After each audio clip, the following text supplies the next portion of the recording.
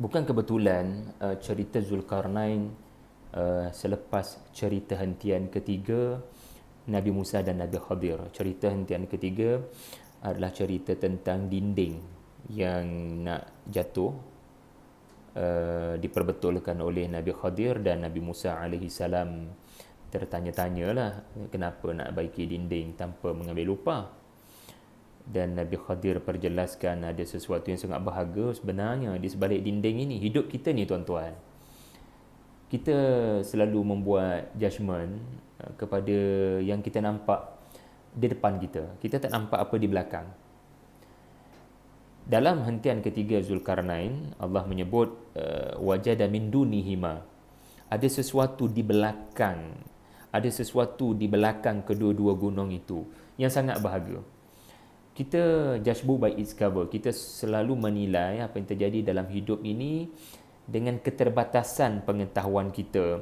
Wa kaifa tasbiru ala ma lam tuhit bihi khubra. Kita tidak bersabar dalam ulasan kita, lalu kita menyatakan apa yang berlaku tidak sepatutnya berlaku. Ya, sebab kita hanya menilai apa kat depan mata kita. Kita tak nampak sebenarnya ada sesuatu yang berharga di belakang kita. Setiap kali musibah terjadi, kita kena ingat, ya, ada khubran. Khabaran ni apa yang kita nampak, khabar, berita, apa yang kita nampak. Tetapi waqad ahatna bima ladaihi khubra. Ulama ada membahaskan khubran beza dengan khabaran ataupun khabara. Khubran ini merujuk kepada sesuatu yang tidak kelihatan dalam hati, ataupun sesuatu yang tidak kelihatan di belakang tabir, di belakang tabir. Kerana ada dinding dalam hidup kita ini, kita ada alam ghaib yang kita tak nampak sebab ada dinding. Ya, marajal baharaini yaltaqiyan bainahuma barzakhun. Adanya alam lain yang kita tak nampak. Sebenarnya segala perkara buruk yang terjadi pada kita, ada benda baik di belakang itu yang Allah tak tunjuk lagi pada kita. Jadi belajar daripada hentian ketiga, kita kena jadi seperti Zulkarnain yang mempercayai walaupun ada gunung depan mata dia, ada gunung dan merasakan tak ada sesiapa kot kat belakang gunung ini, tetapi beliau mara terus pergi dan wow, ada penduduk rupa-rupanya, dan penduduk ini sangat isolated, sangat terasing sampai bahasa diorang pun, bahasa yang sesama diorang dia faham. Zulkarnain dan para menteri nyaris tak faham.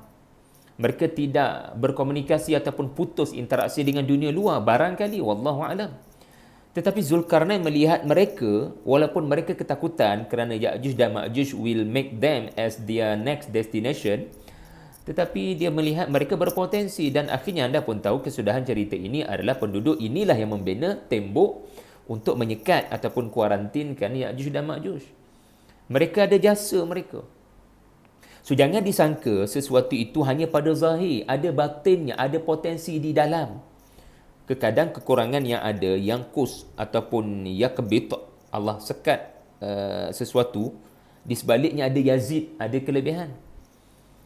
Jadi penggunaan kalimah saddain dan iaitulah halangan, ia bukan hanya cerita Zulkarnain tolong bina kami halangan daripada Ya'juj dan Ma'juj yang nak menyerang kami, tetapi pemimpin itu sendiri kena ingat, kita sentiasa diuji dengan halangan di mana kita terhalang untuk melihat seseorang dengan pandangan kebaikan. Isteri kita ada kekurangan contohnya, kita cepat-cepat melihatnya hanya pada sudut kekurangannya sahaja. Fa in karihtumuhunna fa asa an takrahu syai'an wa yaj'alallahu fihinna khairan katsira. Sebenarnya ada banyak kebaikan pada dia, engkau tak nampak sebenarnya, engkau sepatutnya nampak. Tetapi kerana kemarahan engkau jadi tidak nampak. Ada dinding, ada sesuatu yang membutakan mata engkau daripada melihat kebaikan itu. Jadi sangat best cerita Nabi Musa, Nabi Khidir di hentian ketiga dengan cerita Zulkarnain dan hentian ketiga.